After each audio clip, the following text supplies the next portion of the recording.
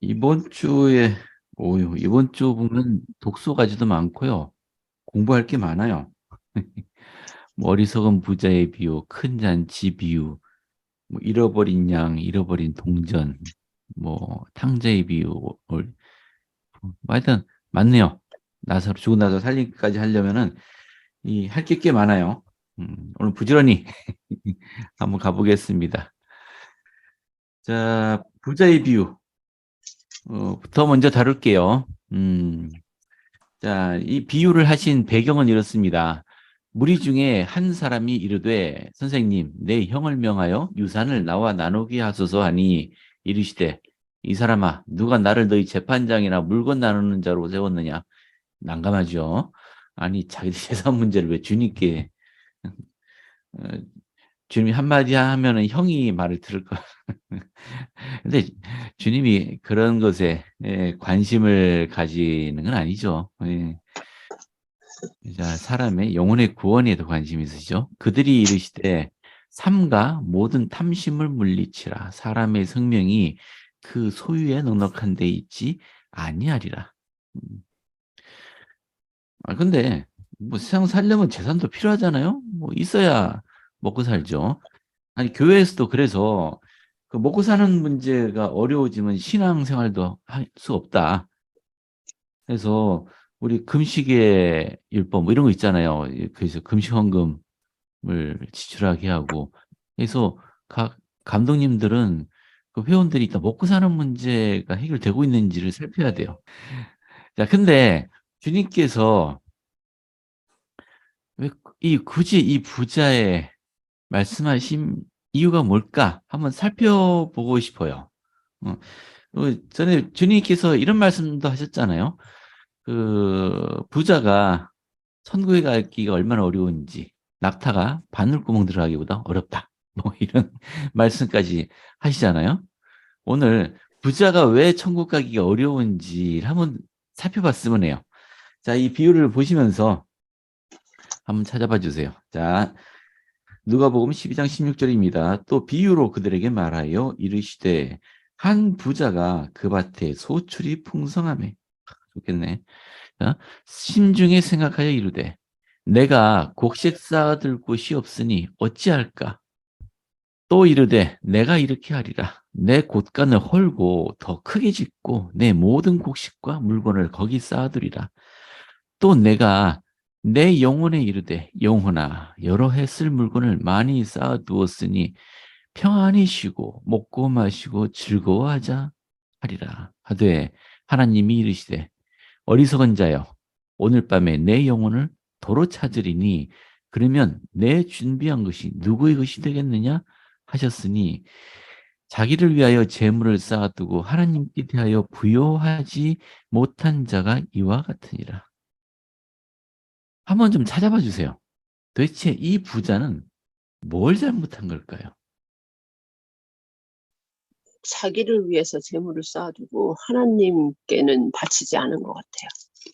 굉장히 자기중심적이죠. 근데 이게 왜 문제가 될까요? 일단 주님께서 저희들에게 우리가 주님을 섬길 때 희생과 또 배려와 사랑이 우선이 돼야 되는데 이 사람은 오직 자기 자신을 위한 것을 먹고 마시고 이제 비축은 열심히 해놨는데 그것을 어찌 자신의 것으로만이 중심을 두고 있고 주님께 배운 것을 그런 나누려는 그런 의도나 마음이 전혀 보이지 않는 것 같아요. 우리 학생 교재 잠깐 볼까요? 여기 이 비유에서 보면 나, 내가 또는 내라는 단어가 반복해서 나오는데 여러분들이 지적해 주셨듯이 이 부자의 이기심을 보여줍니다. 자, 그는 자신의 소유한 부의 원천을 깨닫지 못하고 있다. 자, 그는 구조와 달리 소출이 풍성한 것은 일단 밭 덕분이고요. 밭이 온 덕분이고 또 농작물이 자라도록 지구를 창조해 주신 주님께 감사를 드리지도 않았어요. 그래서 이 부자가 정죄받는 근거는 형세적인 양식을 저장했고 비축한 이런 현명한 행동 때문이 아니고 영적인 면에 소홀한 것 때문이다라고 미래를 위해 영적인 준비를 하지 않은 데 있다라고 얘기합니다. 혹시 이 책 기억나세요? 예, 한때 유행했던 유명한 책인데 아웃라이어스라고 그 말콤 글래드웰이라고 하는 저널리스트가 쓴 책이죠. 그 뭐 1만 시간 법칙 유명하잖아요.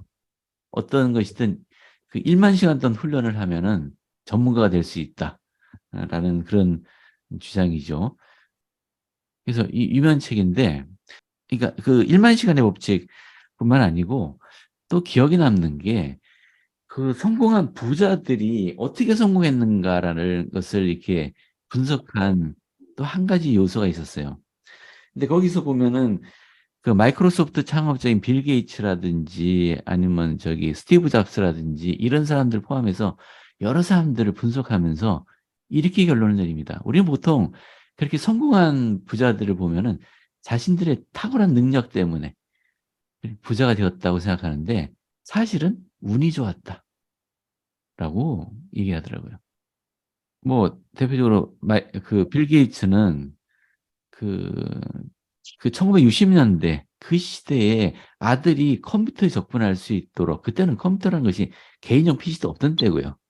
그 메인프레임이라고 지금은 이제 없는 시스템인데 옛날에 메인프레임이라는 걸 썼어요. 커다란 컴퓨터가 이제 뭐 큰 방에 있으면 거기에서 이제 단말기 뽑아갖고 여러 사람이 사용하는 그런 형태였어요. 음. 또 운이 좋게도 빌 게이츠가 다니던 학교에 그 메인프레임을 설치해 놓은 학교였어요. 사립학교니까 뭐 그렇겠죠. 이런 여러 가지 운이 겹쳤다고 하더라고요. 만약에 이 성공한 사람들이 한 2, 3년만 일찍 태어났거나 늦게 태어났어도 아마 성공 못했을 거다. 그 기회를 놓쳤을 거다라고 이야기를 하면서 잘난 체 하지 말라라는 그런 이야기를 한 것 같습니다. 사실 우리나라도 그래요. 제가 참 그 마음에 안 드는 사조 중에 하나가 그 우리나라는 대기업 총수가 무슨 부정을 저지르든지 무슨 짓을 해도 재판정에서 그러잖아요. 그동안 어, 대한민국의 경제 발전에 기여한 공을 생각해서 뭐 하면서 집행유예 때리죠. 아니 그 대기업을 그렇게 일으킨 게 그 한 사람 노력인가요? 그 수많은 사람들의 노력이 합쳐진 거 아닌가요? 그러면서 평범한 고용인들이 잘못하면 뭐 경찰에서 여차롭죠. 그냥 중형 때려버리고 이러잖아요.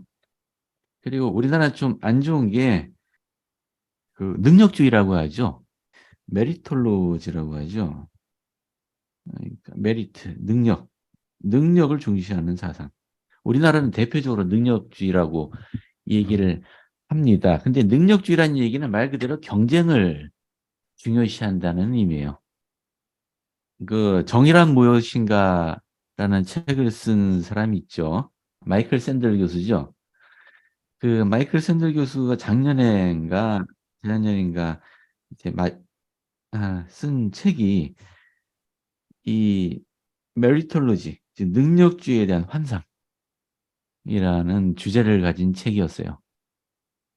실제로 인간이 발전하는 것은 경쟁이 아니다. 실제로는 협력을 통해서 발전한다라는 걸 주장하는 능력 중시주의가 얼마나 사회에 해를 끼치는지 아주 그런 내용들을 담은 책이에요. 몰몬경에 부자 되는 법이 있는데 혹시 아세요? 야곱 야곱서 예, 2장에 예, 잘하시네요. 야곱서 2장의 18절, 19절이죠. 예. 자, 한번 읽어보겠습니다. 그러나 너희가 부를 구하기에 앞서 너희는 하나님의 왕국을 구하라. 그리고 너희가 그리스도 안에서 소망을 얻은 후에 만일 너희가 구하면 부를 얻으리니 너희는 선을 행하려는 벗은 자를 입히며 줄인 자를 먹이며 잡힌 자를 놓아주며 병든 자와 고난당하는 자를 구제하려는 의도로 그것을 구하리라. 후기 성도들 가운데 만약 부유해지고 싶은 분이 계시다면은 먼저 내가 어떤 소망으로 부유해지고 싶은가를 먼저 살펴야 되는 것 같아요. 자, 아까 그 부자는 오로지 자기 자신만을 위해서 자신이 얻은 부를 사용하고 싶어 했어요. 나 이거 나만을 위해서. 그러니까 이게 자기 자신의 능력으로 이게 부를 얻었다고 생각하는 사람들의 특징은 감사할 줄 모릅니다. 그러니까 이 부를 얻는데 하나님의 어떤 손길이 미쳤는지 또는 다른 사람들이 어떻게 도왔는지 이런 것들을 망각하고 자신이 능력으로만 이루었다라고 생각을 해요. 자, 이런 사람은 오로지 현세적인 것에만 몰두하게 되고 영적인 것을 소홀히 하게 되기 쉽습니다. 결국은 하나님으로부터 멀어지는 거죠. 자, 이게 부자가 된 사람들이 뭐 모두가 그렇다는 건 아니지만 안타깝게도 많은 사람들이 이런 함정에서 벗어나지 못하는 것을 볼 수 있습니다. 자, 이 부가 다 하나님에게서 온 것임을. 그러니까 하나님이 영혼을 도로 찾아가면 내가 그렇게 열심히 쌓아놓은 게 누구시 되겠느냐라고 묻습니다. 부자가 된다는 게요. 예, 우리가 하나님의 의를 먼저 구한 다음에 예, 부를 구하면 우리가 부자가 될 수도 있다고 말씀하시지만 예, 맞습니다. 그렇게 예, 안 해도 저희가 부자가 안 돼도 마음적으로 부자가 될 수 있다는 그런 느낌이 많이 들었습니다. 아, 그런 느낌이 든다고요? 하나님의 도움이 없어도 부자가 될 네. 수 있다. 네, 저도 한 말씀 해드려도 되겠습니까? 예, 늙어보면 압니다. 젊을 때는 물론 여러 가지 살아가기 위해서 생활의 수단으로 필요한 것이 물론 부입니다. 뭐 그거는 필요한 건데 그 부라는 것이 필요 이상으로 가질 때는 오히려 불행이 된다는 것을 느끼게 됩니다. 네, 나이가 많아질수록 그 부에 대한 욕망이 좀 줄지요. 뭐 저 같은 경우가 그런지 모르겠습니다만은 많이 가지고 있어 봐야 특별한 목적이 없으면은 아무런 소용이 없어요. 오히려 분쟁만 일으킬 수 있기 때문에 자기가 이 세상 마칠 때까지 갈 수 있는 그 정도만 충분하다고 생각합니다. 그게 제일 큰 행복이고 큰 부자라고 저는 생각합니다. 예, 이상입니다. 고맙습니다. 고맙습니다. 저 자기에 필요한 만큼 예. 얻었을 때 만족할 수 있으면 얼마나 좋을까요? 한 예, 연인님께서 이제 장례식장을 두 군데를 갔다 왔대요. 네, 한 분은 이제 그 재벌 회장님이 돌아가셨을 때고, 한 분은 이제 평생 김밥 말으시면서 장학금을 조달했던 할머니 장례식장을 이제 다녀온 케이스가 있었는데, 그 재벌 장례식에 갔을 때는 그 자녀들이 굉장히 살벌하더래요. 그 아버지의 유산의 그 상속권에 관련돼서 예민하고 굉장히 정말 너무 이를테면 우리 교회 같으면 영을 못 느낄 수 있는 그런 아주 살벌한 그런 분위기를 느꼈대요. 그런데 평생 김밥을 하시던 할머니 장례식장을 갔는데 그 할머니께 장학금을 조달받았던 학생들이 모여서 우는데 너무 감동적이었대요. 그걸 보면서 어떻게 인생을 살아야 되는지를 거기서 배우고 진정한 그 가치에 대한 깨달음을 깨달았다고. 그 이야기를 듣고 정말 느낀 점이 있어요. 불을 쌓는 것보다는 그 불을 어떻게 사용하느냐가 더 중요한 것 같습니다. 고맙습니다. 자, 어리석은 부자의 비유였습니다. 자, 다음에는 이 잔치의 비유인데요. 자, 누가복음 14장입니다. 14장 16절부터요. 이르시되 어떤 사람이 큰 잔치를 베풀고 많은 사람을 청하였더니 잔치할 시각에 그 청하였던 자들에게 종을 보내어 이르되 오소서 모든 것이 준비되었나이다 하매, 자, 잔치를 베풀었고 손님들을 이미 초대해 놓은 상태예요. 근데 이 초대받은 손님들이 다 사양해서 이르되 나는 밭을 샀다, 또는 나는 소를 샀기 때문에 시험해 보러 가야 되겠다. 또 어떤 사람은 나는 장가 들었으므로 못 가겠다. 주인이 돌아와서 이걸 구하자 주인이 노해서 말하기를 빨리 시내의 거리와 골목으로 나가서 가난한 자들, 몸 불편한 자들, 맹인들, 저는 자들을 데려와라. 그러자 종이 이럴 때 그렇게 다 했는데도 아직도 자리가 있습니다라고 하니까 주인이 종에게 이르되 길과 산 울타리로 나가서 사람들을 강권하여 데려다가 내 집을 채워라 하시면서 내가 너희에게 말하노니 전에 청하였던 사람들은 하나도 내 잔치를 맛보지 못하리라 하였다 하시니라. 자, 이 잔치, 이 잔치에 원래 초대받았는데도 핑계대면서 오지 않았던 사람들은 누구를 상징할까요? 이스라엘 백성? 그렇죠. 유대인들입니다. 유대인들. 자, 이 잔치가 무슨 뜻이냐? 우리 교재 보면은 이 잔치는 복음의 축복을 나타낸대요. 복음의 축복. 자, 그리고 이 잔치를 연 사람은 하나님이시고요. 이 잔치 시각에 하는 이 주인에게 보고하고 또 사람들을 데려오고 했던 사람들이 예수님과 그분의 사도들을 의미한다라고 합니다. 이렇게 보면은 이제 이 비유가 이해가 될 수 있을 것 같아요. 지금 큰 잔치를 베풀고 있어요. 지금 예수님이 직접 지상에 오셔서 그분의 말씀과 이적과 풍성한 영의 축복들을 주고 계시잖아요. 말 그대로 잔치 아닌가요? 그렇게 생각되지 않으세요? 여러분 지금 후기에 살고 계시는데 지금 후기의 삶을 버리고 조금 이제 조금 문명도 안 발달되고 했지만 2000년 전에 유대 땅에서 살아라 그러면은 어느 쪽 선택하시겠어요? 지금 선택하시겠어요? 2000년 전에 예수님 직접 뵙고 그분의 가르침 듣고 따라다니면서 그 물고기 빵도 떡도 얻어먹고 하든 눈앞에서 죽은 사람도 막 일어나고 하는 그 시대에 여러분 살고 싶으시겠어요? 물론 양쪽 다 구미가 당깁니다만 우리는 이제 예수님 재림을 기대하고 있으니까. 그래도 예수님 시대에 직접 보고 싶지 않으세요? 말 그대로 막 잔치가 베풀어지고 있는 상황 아니에요? 말 그대로 지금 잔치가 베풀어지고 있는데 정작 이 잔치에 초대받은 사람들이 누구였나요? 원래 초대받았던 사람들이 유대인들이잖아요. 그런데 유대인들이 사양하면서 여러 가지 핑계 대면서 잔치에 오지 않고 있어요.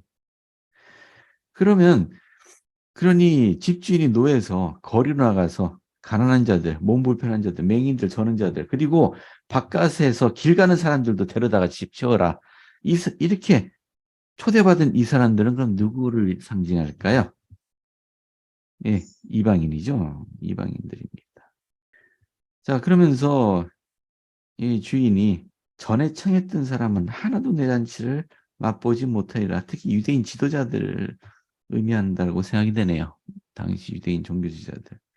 근데 사실 이 비유가 우리 마태복음에도 있는데요. 마태복음에는 이 혼인잔치 비유라고 되어 있어요. 혼인잔치 비유. 이 혼인잔치 비유는 좀 더 있습니다. 비슷해요. 잔치에 오라고 했더니 여러 가지 핑계 대면서 오지 않았다. 그죠? 또는 심지어 어떤 자들은 종들을 잡아서 모욕하고 죽이기까지 했다. 여기 죽은 종이 누구겠습니까? 종들이. 당연히 우리 주님과 사도들이죠. 그러니까 주인이 노예에서 이 군대를 끌고 와서 살인자들을 진멸하고 동네를 불살랐어요. 자, 요거는 이제 예루살렘, 이제 유대 국가가 완전히 멸망하는 걸 뜻해요. AD 한 60년경, 60년, 70년경 이때쯤에 로마에 의해서 완전히 멸망하게 됩니다. 자, 그 다음에 이야기예요. 종들이 나가서 악한 자나 선한 자나 만나는 대로 모두 데려왔어요. 혼인잔치에 손님이 가득하게 되었습니다. 이게 누구라고요? 이방인들이. 그런데 임금이 손님들을 보러 들어오니까 예복을 입지 않고 들어온 사람이 있었어요. 이르되 친구야 어찌하여 예복을 입지 않고 여기 들어왔느냐 하니 그가 아무 말도 못했습니다. 왜 변명도 못했을까요?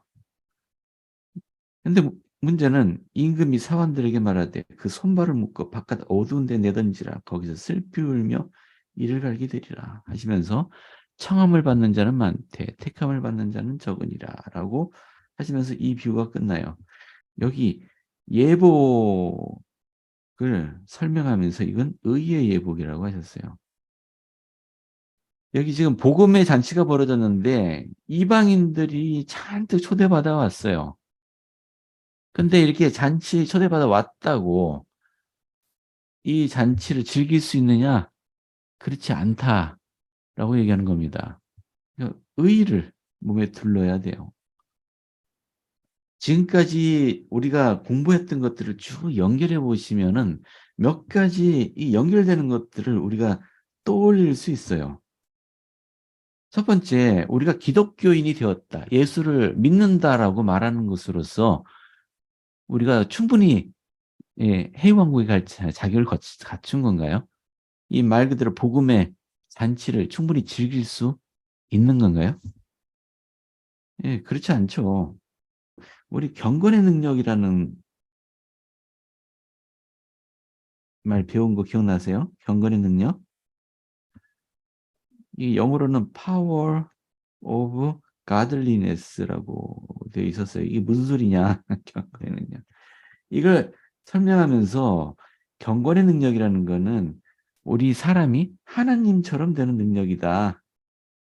하나님을 닮아가는 능력이다라고 했잖아요. 그리고 경건의 능력은 어떻게 나타난다고 했죠? 자, 의식과 성약을 통해서 나타난다고 했어요. 의식을 받아야 되고요. 의식은 성약을 맺게 되죠. 성약이 충실함으로써 우리에게 이 경건의 능력이 나타난다고 했습니다. 그리고 우리가 경건의 능력, 하나님처럼 되는 데 있어 중요한 거는 이때 성신. 성신의 은사가 중요하다. 성신의 능력으로 우리가 하나님을 닮아가게 된다. 우리 근본적인 본질이 변해간다고 말씀을 드렸습니다. 보세요. 이런 것인데 입으로만 믿는다고 떠들던 사람이 나중에 주님 앞에서 내가 주님을 올바르게 섬겼습니다라고 말을 할 수 있을까요?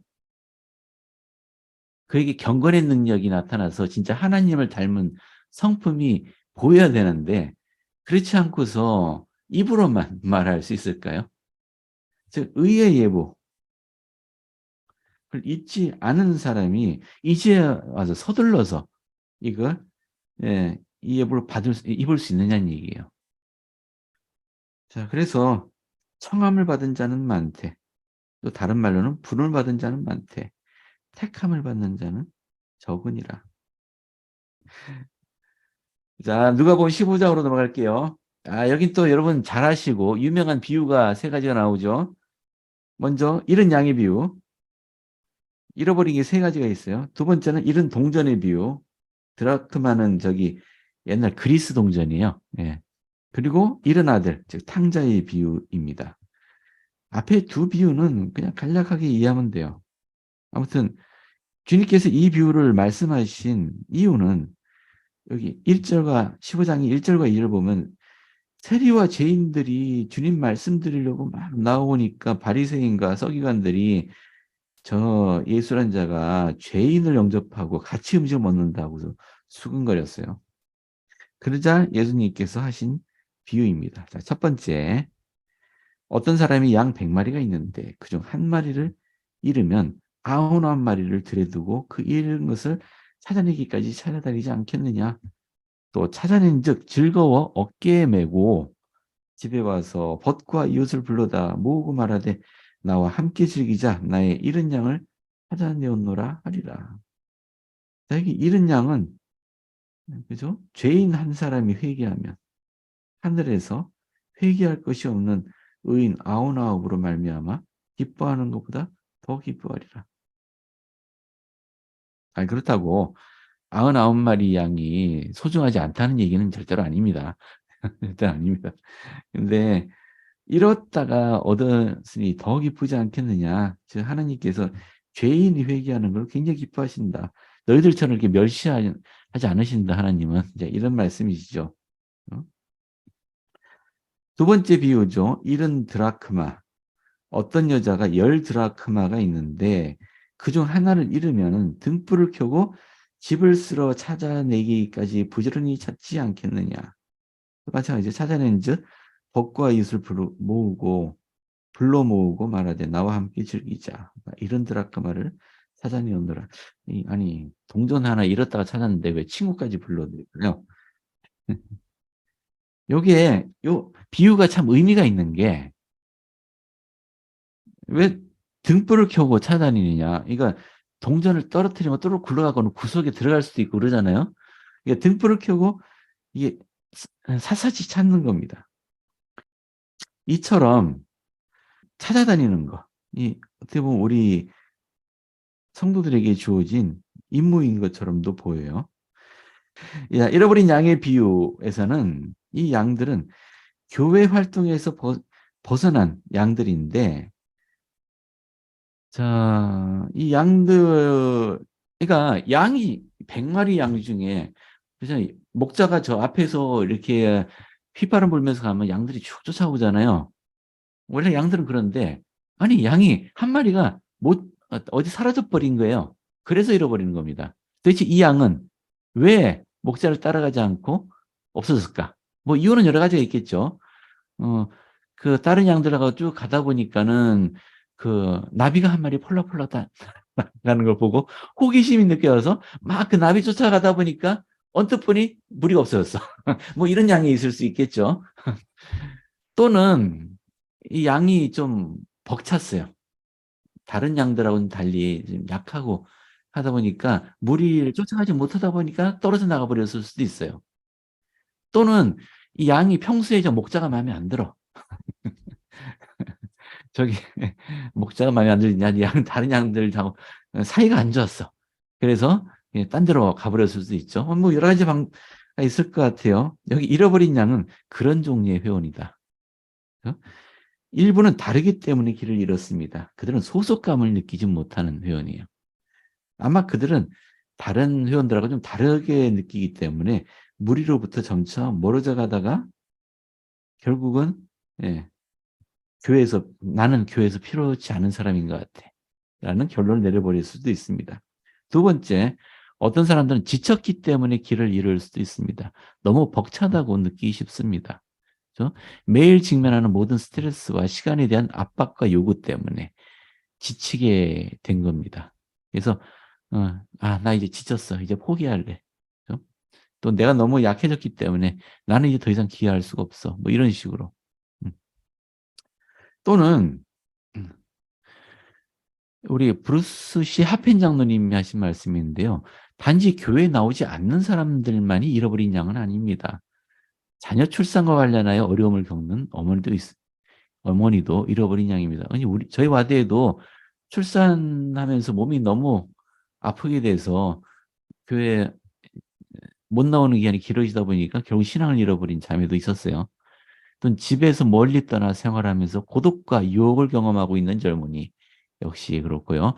필요한 직장을 막 잃어버린 사람, 재정적인 위기에 봉착한 사업가, 외국 문화를 접한 신출내기 선교사, 또 갓 감독으로 부름받는 사람, 서로 오해하고 있는 기혼자 부부, 또는 자식이 찾아오지 않는 노인, 외로운 노인이네. 그리고 여러분도 잃어버린 양입니다. 우리 모두 잃어버린 양이래요. 왜냐하면 우리는 다 양 같아서 그릇 행하여 각기 제 길로 가건을이라는 말씀과 같이 우리도 어느 정도는 잃어버린 양의 속성들을 갖고 있다고 하시네요. 그렇죠? 자, 두 번째, 잃어버린 동전. 이 잃어버린 동전은 혼자 굴러가지 않잖아요. 양은 혼자 떠났지만 저 잃어버린 동전은 혼자 굴러가지 않아요. 이 소유자의 부주의 때문이에요. 다른 말로 하면은 교회의 잘못입니다. 뭐 교회 지도자의 잘못일 수도 있고 교회 회원들 간의 갈등이 일어나서 오히려 쫓아내는 형식이 되어버릴 수도 있고요. 제대로 돌보지 못했을 수도 있어요.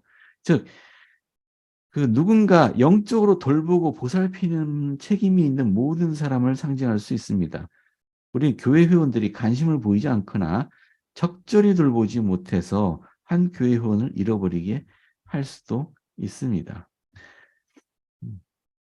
자, 고드미 힝글 회장님께서 그래서 주님의 사업에는 사랑이 있어야 하고 우정이 있어야 한다고 말씀하셨어요. 자, 몇 가지 아주 드문 경우를 제외하고는 이런 일이 일어날 필요가 없습니다. 굳이 일어날 필요가 없는 일이 일어나서 잃어버린 동전이 생긴다는 얘기죠. 그러시면서 우리 핑클 회장님 말씀하셨죠. 그래서 우리 회원들, 뭐 회원들 모두에게 그렇지만은 특히나 개종자들에게는 가장 빨리 제공해야 되는 게 뭐라고 하셨나요? 첫 번째, 친구. 두 번째, 책임. 세 번째, 하나님의 선한 말씀. 그죠? 친구. 나를 좋아해 주는 사람이 있는 곳에 머물고 싶어 하는 법이에요. 그러니까 누군가 이런 친구가 되어줘야 돼요. 두 번째, 책임. 그죠? 아, 나를 필요로 하는구나. 라는 걸 느낄 때 사람들은 소속감을 느낀다는 얘기죠. 그리고 하나님의 선한 말씀. 요게 요즘 가끔 우리 교회에 모임 시스템이 바뀌면서 좀 소홀해지기 쉬운 부분이도 할 것 같아요. 왜냐하면 우리 주일학교 시간이나 뭐 신권의 시간에 뭐 신기전 성장의 시간에도 우리 개종자분들은 도대체 저거 무슨 말인가 이해 못하는 경우가 많아요. 왜냐 언어 자체가 다르잖아요. 용어들을 처음 듣는 용어들을 가지고 말하는데 우리는 당연스럽게 생각하지만 우리 개종자분들에게는 처음 듣는 말이거든요. 근데 공과 시간에 토론하라고 하면은 무슨 말을 할 수 있나요? 한마디도 못하고 예, 있게 되잖아요. 그러니까 이걸 하나하나 처음부터 차근차근 가르칠 필요가 있어요.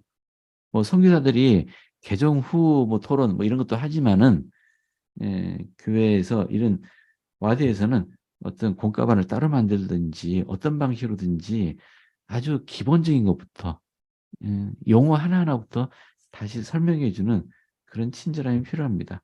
그 가운데 간증도 함께 전하면은 아주 튼튼하게 신앙을 쌓아나갈 수 있겠죠. 그래서 하나님의 선한 말씀으로 양육해야 된다. 이런 세 가지를 말씀하셨습니다. 좋아요.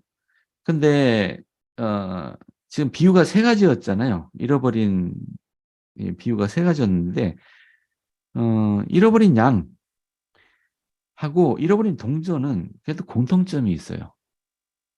왜냐하면 잃어버린 목자라든지 잃어버린 소유자가 찾아 나설 수가 있어요. 찾아 나섰잖아요. 그래서 여기저기 타사히 찾아서 어쨌든 간 발견을 하니까 기뻤잖아요. 근데 이 마지막 세 번째 이 비유는 조금 달라요. 여러분 아시는 탕자의 비유입니다. 또 이르시되 어떤 사람에게 두 아들이 있는데 그 둘째가 아버지에게 말하되 아버지여 재산 중에 내게 돌아올 분깃을 내게 주소서 하는지라 아버지가 그 살림을 각각 나눠줬어요. 각각 나눠줬다고 하니까 그 둘째한테만 준 게 아니고 첫째한테도 준 것 같아요. 근데 원래 유대인 풍습에 아버지 재산을 물려받는 것은 아버지가 돌아가시고 나서래요. 그게 원래 유대인들의 전통이랍니다. 근데 아버지가 멀쩡히 계시는데 재산을 나눠달라고 하는 것은 이 아버지에게는 어느 정도 수치감을 주는 일이라고 해요. 그러니까 동네 나가서 얼굴 못 든다는 거죠. 야, 저 사람 자식 잘못 떠갖고 지금 아버지 멀쩡히 살아있는데 재산 달라고 하더라. 뭐 이런 식으로. 며칠이 안 돼서 아들이 재물 다 모아갖고 먼 나라를 가서 허랑방탕하면서 재물을 낭비했어요. 뭐 그 다음 이야기는 잘 아시죠? 근데 그날에 흉년이 들어서 다 궁핍해졌어요. 재산을 다 낭비했으니까 어디 빌어먹기도 힘들고. 그죠? 들에서 돼지를 치게 됐어요. 유대인인데 돼지를 쳤어요. 이건 유대인에게 굉장히 수치스러운 일입니다. 그만큼 추락했다는 얘기예요. 돼지가 먹는 쥐염열매를, 이 쥐염열매가 정확히 뭔지 모르지만은요. 하여튼 설명에 따르면 돼지만 먹는 거래요. 이 사람은 이거 먹어도 소화가 안 된답니다. 돼지나 소화시킬 수 있는 거를 이걸로라도 배를 채우고 가지만은 그나마도 없어서 이제 아버지께 들어가자. 거기는 양식이라도 풍족하지 않냐. 내가 아버지의 아들이라고 일컬음을 감당이 못하겠으니까 그냥 품꾼으로 하루 일당만 넣고 품꾼으로 보소서라고 부탁해 보겠다라고 하고 되돌아갑니다. 뭐 이야기는 이렇게 돼요. 이제 중간까지 얘기했습니다만은 요 세 번째 경우에는 조금 이제 앞에 두 경우와는 다른 게 이 아버지가 찾아 나설 수가 없잖아요. 왜냐하면 자기 스스로 자기 재산 챙겨서 그냥 어디 떠나버린 거예요. 독립하겠다고. 그 아버지가 다시 돌아와라라고 할 수가 없잖아요. 복음을 떠난 분들 중에 이런 분들도 계세요. 잃어버렸다고 생각하는 아들이 서둘러서 오고 있으니까 아주 멀리 아직도 거리가 먼데도 불구하고 아버지가 그를 보고 측은히 여겨 달려가 목을 안고 입을 맞추었어요. 이 아들이 울면서 죄를 지었습니다. 막 하니까 아버지가 종들에게 일러서 제일 좋은 옷을 내다 입히고 손에 가락지도 끼우고 발에 신을 신겼습니다. 그리고 살찐 송아지를 잡아다가 우리가 먹고 즐기자. 우리가 먹고 즐기자 하는 거 요거는 이제 앞에 두 경우와 같아요. 그죠? 잃어버린 사람을 찾았으니까요. 회개하고 돌아왔으니까. 여기 한 사람이 더 등장하죠.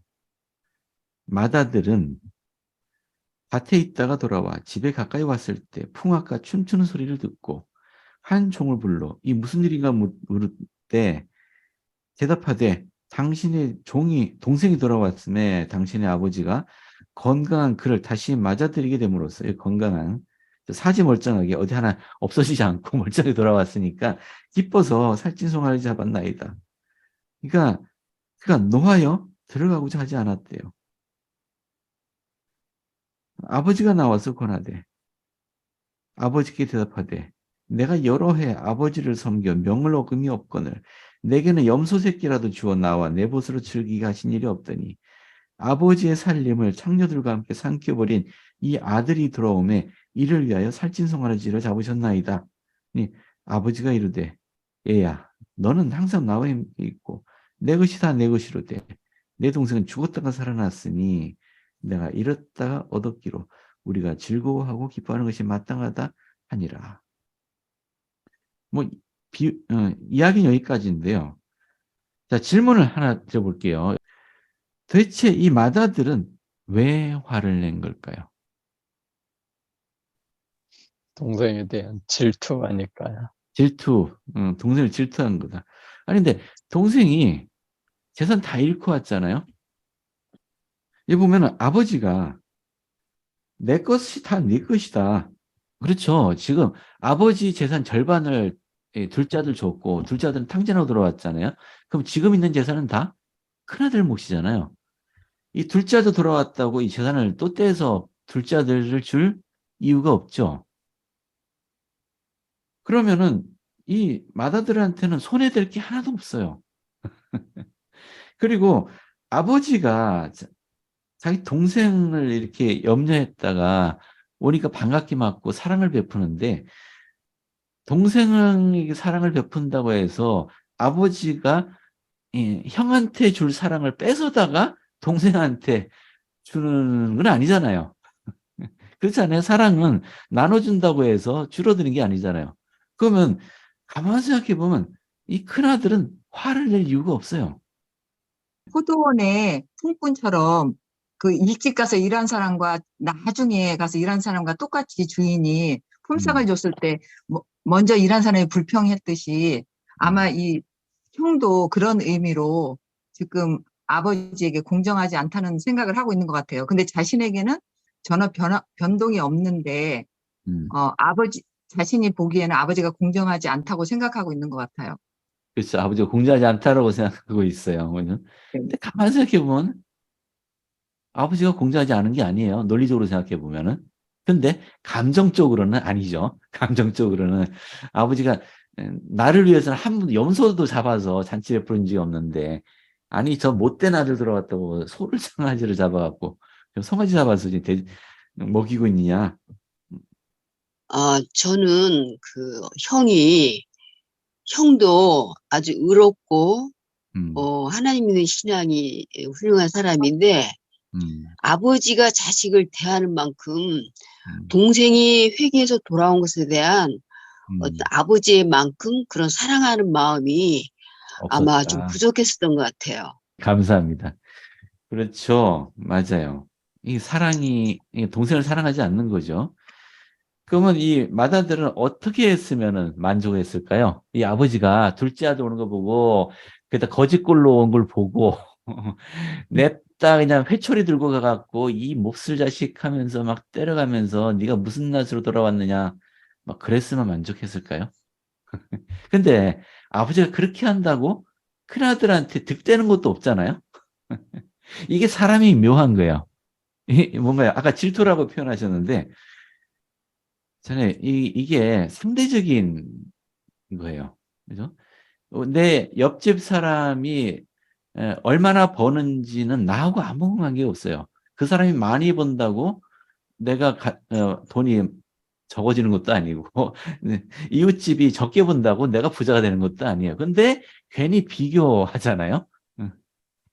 상대적으로 우월감을 느끼고 싶은 거죠. 자, 이게 경쟁심이죠. 예, 경쟁심에서 나옵니다. 그리고 경쟁심은 교만을 낳습니다. 말 그대로 교만한 거예요. 자, 이 비유에서 여러분은 누가 진짜 탕자라고 생각되세요? 둘 다요. 둘 다요. 둘 다입니다.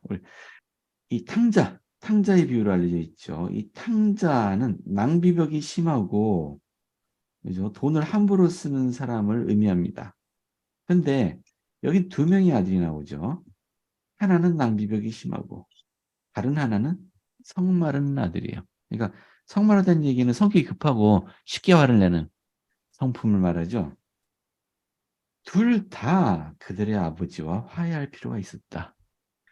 둘째 아들은 그죠? 아버지 수치스럽게 했죠.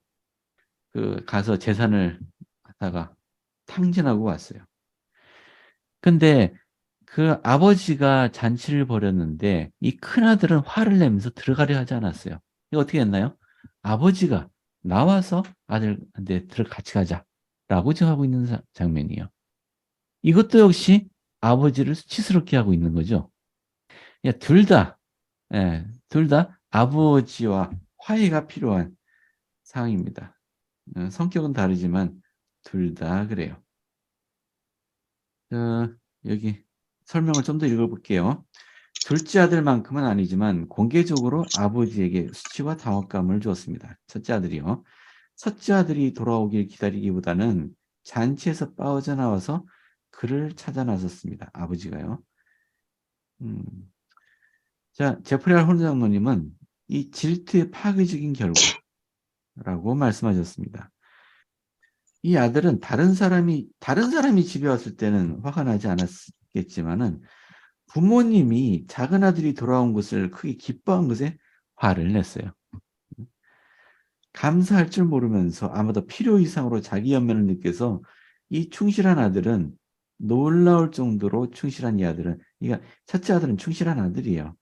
근데 잠시 동안 불결함이나 절망, 두려움이나 자기 혐오 결코 겪을 필요가 없는 이런 감정들을 겪게 되었어요.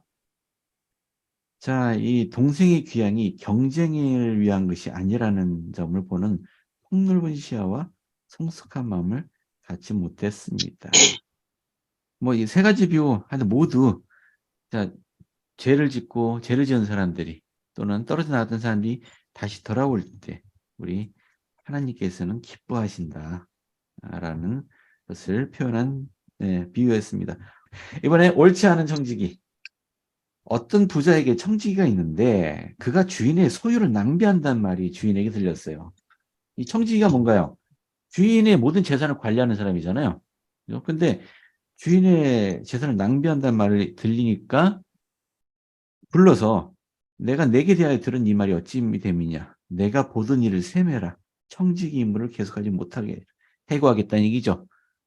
자, 정리 다 해라. 네가 그냥 서류 정리해라. 청지기가 속으로 이르되 주인이 내 직분을 빼앗으니 내가 무엇을 할까?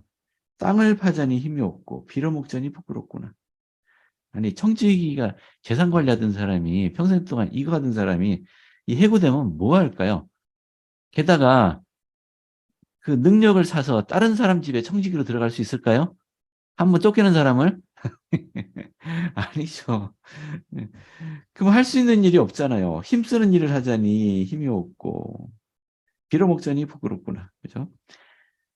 그러더니 내가 할 일을 알았도다. 이렇게 하면 직분을 빼앗긴 후에 사람들이 나를 자기 집으로 영접하리라 하고 주인에게 빚진 자를 일일이 불러다가 먼저 온 자에게 이르되 내가 주인에게 얼마 빚졌느냐 말하되 기름 100마리니이다.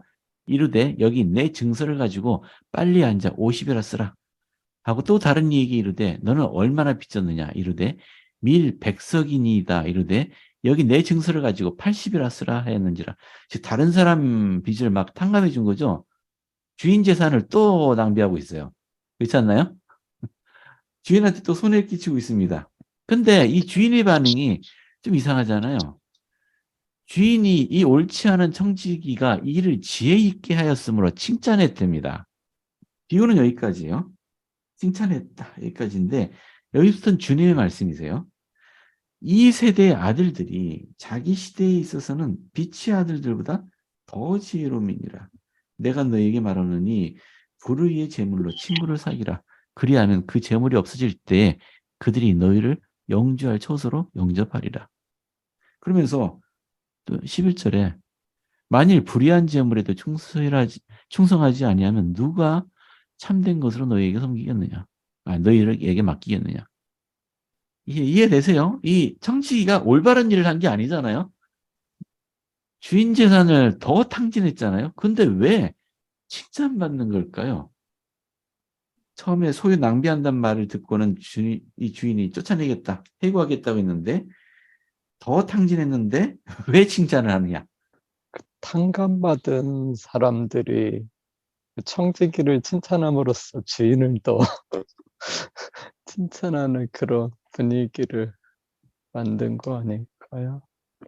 저 생각은 이렇게 생각이 되는데요. 한 번 혼났잖아요, 잘못해가지고. 네. 그래서 자기가 무엇을 잘못했는가를 그때 깨달은 거죠. 배운 거고. 어, 그러니까 주인이 하고자 하는 바를 다 습득이 됐기 때문에 주인이 하는 것만큼 자기가 했기 때문에 오히려 이제 많이 발전했다고 칭찬을 받은 것이 아닌가. 이게 빚진 자들 불러다가 네. 몰래 빚을 탕감해 준 게 이게 원래 주인이 하고 싶었던 일이다. 빚진 자들에게 그 탕감해 준다는 그 자체가 음, 쏘고는 어떨 값에 겉으로는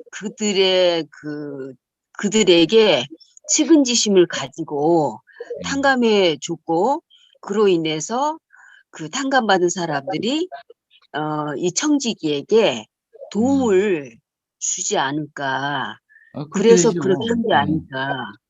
채팅창에도 몇 가지 의견 올라왔나요? 주인의 베품을 드러내는 경우가 된 게 아닐까요?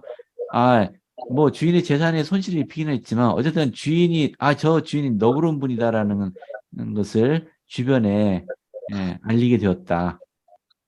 주인이 의도한 건 아니지만 청지기 때문에 주인이 너그러운 사람이 되었다는 얘기인가요? 자, 주인이 빌려준 것을 돌려받을 것이라 생각 안 했는데 불러다가 반이라도 받게 해주니까 칭찬한 거다. 또는 여기 또 빈둥빈둥 놀지 않고 탕진하더라도 게을리지 않고 열심히 해서 하니까요. 노느니 재산이라도 해치우자. 뭐 이런 건가요? 의견들이 참 다양하시네. 자, 근본적으로 주인의 성품이 착하여 청지기의 일이 선한 것이라 여긴 것이 아닐까요? 또는 전화위복이다. 여기는 학생교재 제임스 탈미 장로님 설명이세요. 또 탈미 장로님 해설을 보면서 또 다시 한번 생각을 해보죠. 청지기의 부정직함을 높이 평가한 게 아니고 그의 신중함과 앞을 내다보는 통찰력을 칭찬한 것이다. 그는 주인의 재물에 손해를 끼쳤지만 빚진 자들을 구제해 주었다. 이렇게 함으로써 그는 그의 법적인 권한을 초과하여 행사한 것은 아니다. 이제 이 청지기니까 자기 권한 하에 있는 거예요. 그 빚진 자들의 빚을 탕감해 주는 것은 청지기의 권한 중에 있었습니다.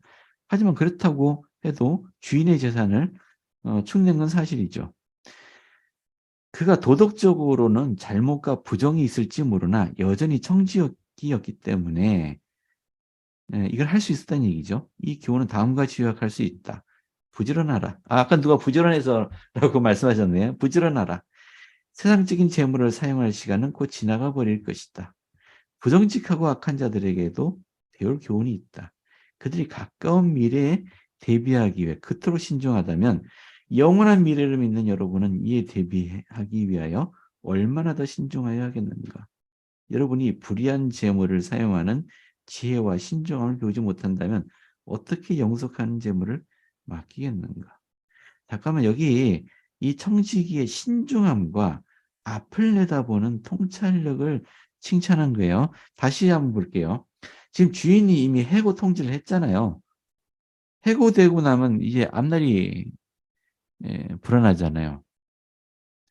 지금 아직은 해고되기 전까지 내 미래를 준비해놔야 돼요. 근데 여기 몇 가지 방법이 있지 않을까요? 여러분이 청지기 입장이라면 제일 쉬운 방법이 뭐겠습니까?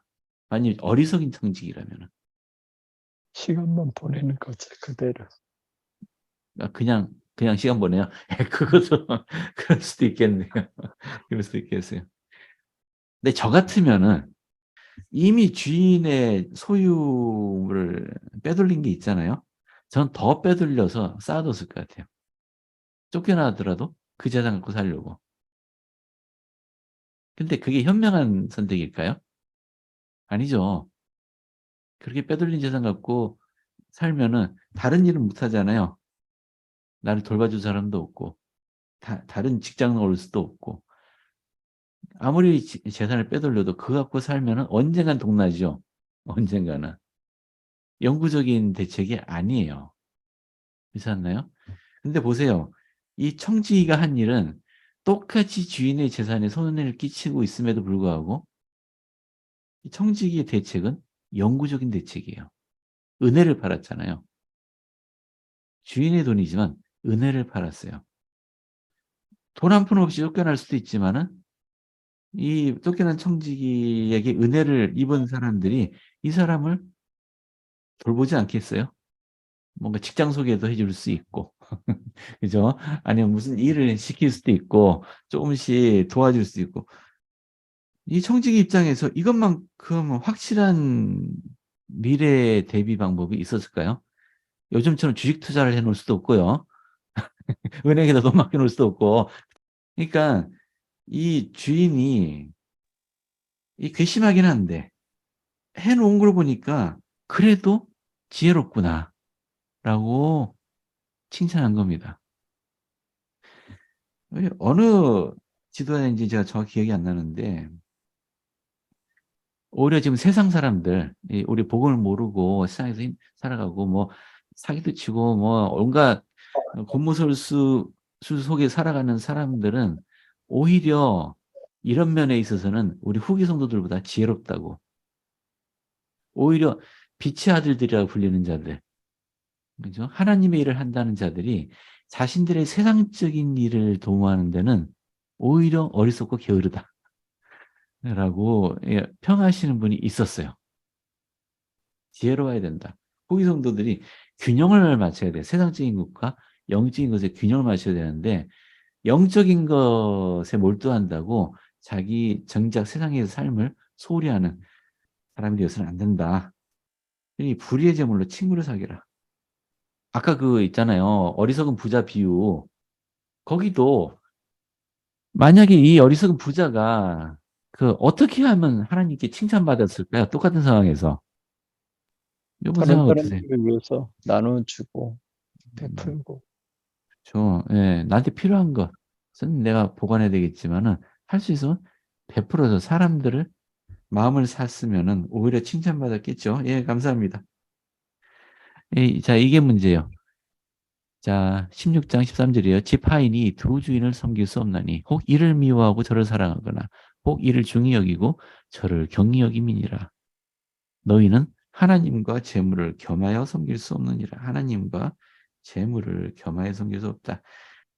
재물을 섬기는 사람들은 재물 모으는 게 주 목적이 되니까 다른 사람들에게 베풀지 않게 되죠. 하지만 하나님을 섬기는 사람은 재물이 모이더라도 그걸 적절하게 베풀고 헌납하고 할 줄 아는 사람들이 되겠습니다. 오늘 재물 얘기 많이 하네요. 자, 혹시 이해가 되셨나요? 혹시 이해가 안 된다. 질문이 있다. 있으세요? 예, 거기서 조금 질문이 있어요. 네. 어떤 교회에서는 보면은 우리 교회 아닙니다. 예. 전셋집을 빼서도 건축기금을 내고 음. 굉장히 나중에 어려워지고 그런데도 그렇게 하는 경우가 있고 음.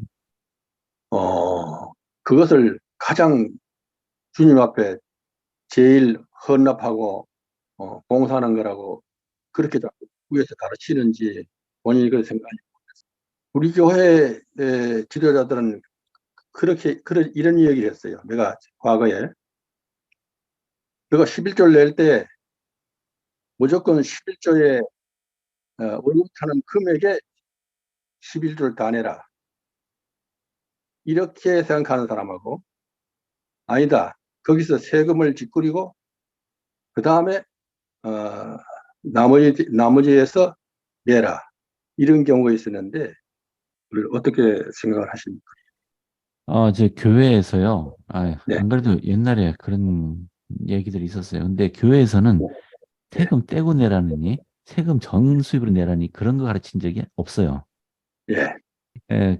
거기 얽매이지 마시기 바랍니다. 순수하게 내가 수입이다, 이게 내 소득이다 생각하는 것에 대해서 11조를 내시면 됩니다. 이건 나와 주님과의 관계의 문제지, 다른 사람들이, 당신 그 세금 뗀 다음에 11조 낸 거 아니냐, 그건 온전히 11조 아니다라고 말씀하시면 절대로 안 됩니다. 감독님이든 누구든지 그런 식으로 말씀하시면 안 돼요. 내가 온전한 11조를 냈는지 아닌지는 본인이 결정하는 거예요.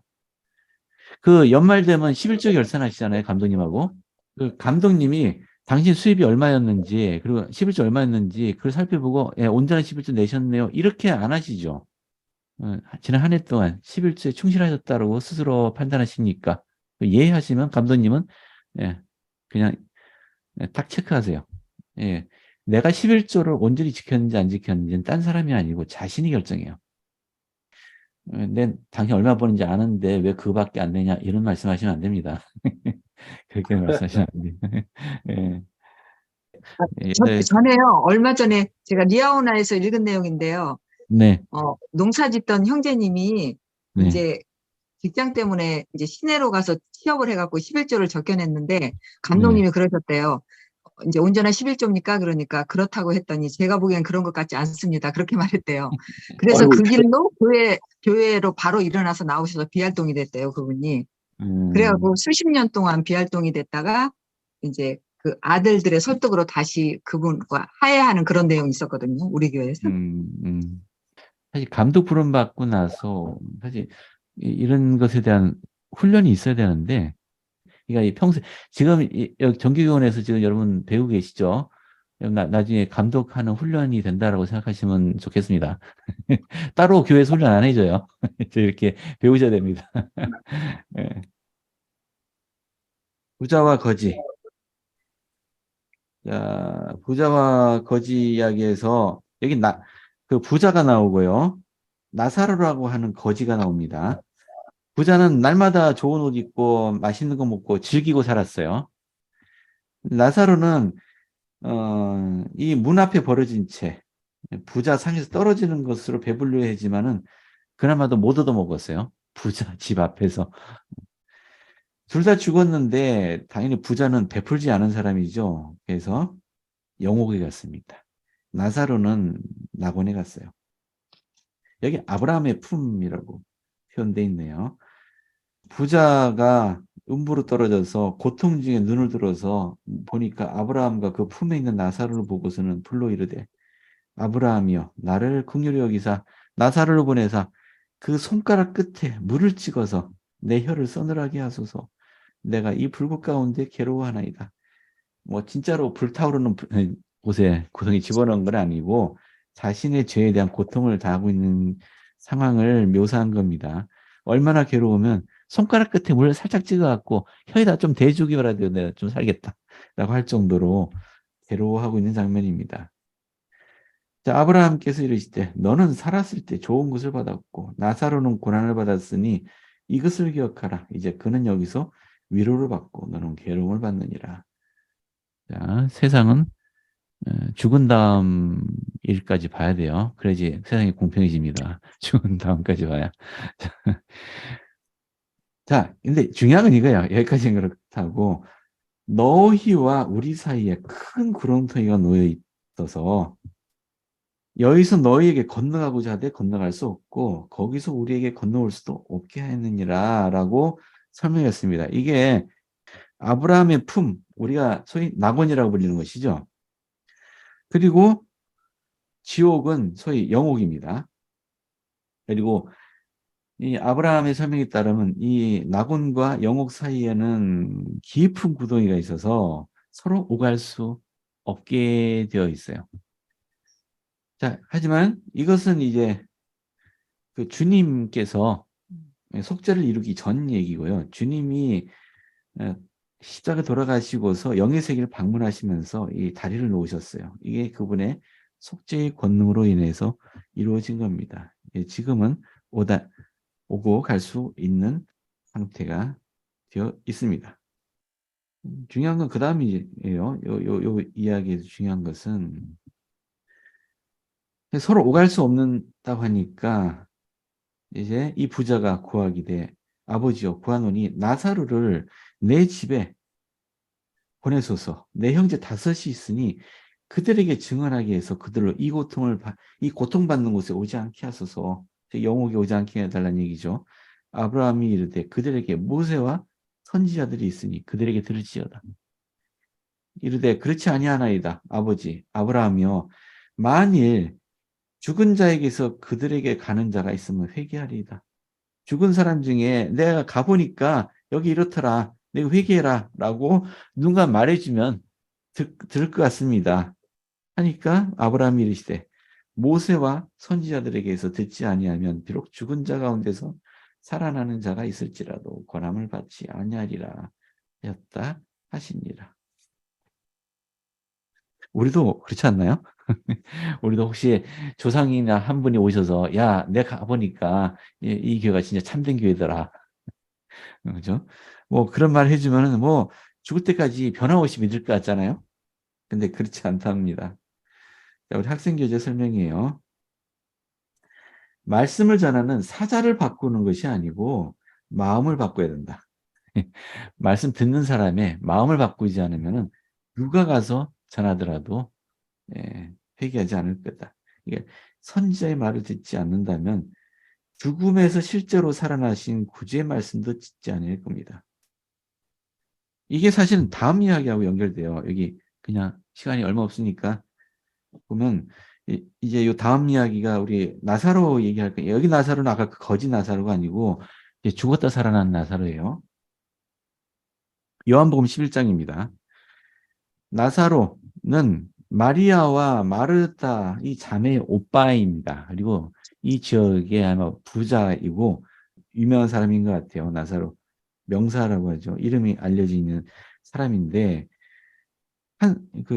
이때 당시 주님이 벨리아 지방에 있었던 것 같아요. 벨리아는 저 갈릴리 가까운 곳입니다. 주님께 사람을 보내서 나사로가 병들었습니다라는 소식을 전했어요. 그러자 예수께서 들으시고 4절이에요. 이 병은 죽을 병이 아니라 하나님의 영광을 위함이요 하나님의 아들이 이로 말미암아 영광을 받게 하려 함이라 하시더라. 그러면서 이틀을 더 요하셨어요. 그리고 나서 주님께서 17절에 제자들에게 이르되 유대로 다시 가자 하니까 8절에 제자들이 말하되 라비요 방금도 유대인들이 돌로 치려 하였는데 또 그리로 가리 하시나이까. 지금 요 장면이 지금 예수님의 이제 성역이 거의 막바지예요. 좀 있으면 돌아가실 날이 얼마 안 남지 않았는데 그 유대인 지도자들이 계속 예수님을 죽이려고 노리고 있는 상황이어서 사실 유대 땅으로 가지 않고 있었어요. 근데 이 나사로, 마르다, 마리아가 사는 곳이 베단이라는 마을이고 그 예루살렘에서 멀리 떨어지지 않은 곳이에요. 그러니까 위험하다고 지금 제자들이 말리는 겁니다. 9절로 10절 짧게 설명하자면은 내 시간이 얼마 안 남았다. 하지만 나는 내가 해야 할 일을 하겠다. 라고 하시면서 나사로가 잠들었다. 내가 깨우러 가노라. 라고 하니까 제자들이 아니 잠들었으면 낫겠습니다. 왜 굳이 가십니까? 라고 묻는 거예요. 주님이 아니 그게 말이 아니고 나사로가 죽었느니라 라고 얘기하시는 겁니다. 잠깐 이게 좀 이상하잖아요. 나사로가 병이 들었습니다. 곧 죽을 것 같습니다라고 소식을 전했을 때 안 갔어요. 이틀을 있다가 이제 가자 하신 거예요. 왜 이틀을 지체하신 걸까요? 그렇죠. 나사로 죽을 때까지 기다리신 거예요, 예수님. 우리 성경에는 예수님이 죽은 사람 살린 사건이 3개가 있어요. 이 나사로의 경우는 좀 특이해요. 나사로는 다른 두 경우에는 그냥 죽었다 하니까 가서 살렸어요. 근데 나사로가 죽은 거는 죽을 때까지 기다렸어요. 나사로가 죽은 거는 이 분명히 계획이에요. 계획적인 사건입니다. 나사로 죽을 때까지 기다리는 거예요. 아니 왜? 빨리 갔으면은 그러니까 예수님이 오니까 마르다가 달려와서 예수님 붙들고서는 예수님 왜 이제 오십니까? 예수님 계셨으면 우리 오빠 안 죽었을 겁니다. 좀 이따 보니까 마리아도 달려나와요. 똑같은 말이에요. 예수님 계셨으면 우리 오빠 안 죽었을 건데 왜 이제 오냐. 요거 하기 전에 예수님이 가자. 나사로가 죽었으니 이제 가자. 자, 내가 거기 있지 아니한 것을 분명히 말씀하세요. 내가 거기 있지 아니한 것을 너희를 위해 기뻐하노니 이는 너희로 믿게 하려 함이라. 너희라고 하셨잖아요. 주님이 제자들이 예수님에 대한 확실한 믿음을 갖게 하기 위해서라고 설명하고 있습니다. 그러자 도마가 말하기를 다른 제자들에게 말하되 우리도 주와 함께 죽으러 가자. 지금 유대 땅은 가면은 잡혀 죽을 수 있는 상황이야. 혹은 막 돌이 날아올 수도 있고요. 예수님이 가겠다 하니까 도마가 결심한 겁니다. 예수님 죽으면 우리도 죽자. 가자. 하고 가는 겁니다. 얼마나 지금 결심하고 가는지 이해되시죠? 제자들이. 자, 예수님이 와보니까 나사로가 무덤에 있은지 나흘이래요. 이 나흘이 중요해요. 나흘이. 왜냐하면은 유대인들 풍습인데요. 맥콩이 장로님 설명에 따르면은 이 나흘이라는 기간이 중요한데 시체가 제대로 부패되고 있는데 죽은 지가 오래되었기에 그 점이 확실하대요. 유대인들은 이게 사람이 죽으면 곧바로 영이 떠나지 않고 이 주위에 머물다가 나흘째가 되면은 영이 완전히 떠나서 돌아오지 못한다는 믿음이 있었대요. 왜냐하면 시체가 썩었잖아요. 썩기 시작하잖아요. 그러면 돌아오지 못한다, 영이. 그렇게 믿었다고 해요. 나흘째라고 했으니까 죽은 지 3일 후잖아요. 그죠? 우리도 3일장 지내는데 하루 더 지나면 더 확실히 썩겠죠. 예, 죽은지 안 죽은지 확실하게 확인할 수 있는 게 나흘이래요. 자, 그래서 나흘째 가신 겁니다. 자, 예수께서 그 여동생들에게 내 오라비가 다시 살아나리라. 그러니까 마르다가 마지막 부활 때는 다시 살아날 줄 내가 아나이다. 오이 신앙이 강하네요. 그죠? 부활 때는 살아날 줄 압니다. 그래서 주님 원망하지는 않습니다. 좀 일찍 오셨으면 좋았을 텐데 원망하지는 않습니다. 하자 예수께서 나는 부활이요 생명이니 나를 믿는 자는 죽어도 살겠고 무릇 살아서 나를 믿는 자는 영원히 죽지 아니하리라. 이게 영적인 의미의 말씀입니다만은 현세적인 것도 보여줌으로써 주님께 생명의 권세가 있음을 보여주십니다. 무덤에 가보니까 온 유대인들이 우는 것을 보시고 그들을 불쌍히 여기사 예수께서도 눈물을 흘리셨다. 이거 예수님의 전에 공감에 대해서 말씀드린 적이 있죠. 예수님 울 필요가 없어요. 이제 살려놓을 건데 왜 우냐 예수님이. 슬퍼할 일이 아니지 않느냐. 근데 옆에서 울고 있는 유대인들이 불쌍히 여겼다. 이제 그들이 불쌍하다. 그래서 눈물 흘렸다는 얘기죠. 자, 이게 참된 공감이죠. 자, 주여 죽은 지가 나흘이 되었으면 벌써 냄새가 나나이다. 하지만 내가 믿으면 하나님의 영광을 보리라 하지 아니하느냐 하면서 하나님께 감사의 기도를 드립니다. 내 말을 들으신 것을 감사드리나이다. 그래서 나사로야 나오라라고 하니 수족을 동인 채로 나오는데 얼굴에 수건을 썼더라. 예수께서 풀어놓아 다니게 하라 하시니라. 이 바리새인들이 이 이야기를 들었어요. 예수께서 하신 일 듣고 모여서 우리 어쩌냐? 저 사람이 이 정도 표적까지 행했는데 우리가 어떻게 해야 되겠느냐? 가만 놔두면 모든 사람들이 그를 믿을 것이요.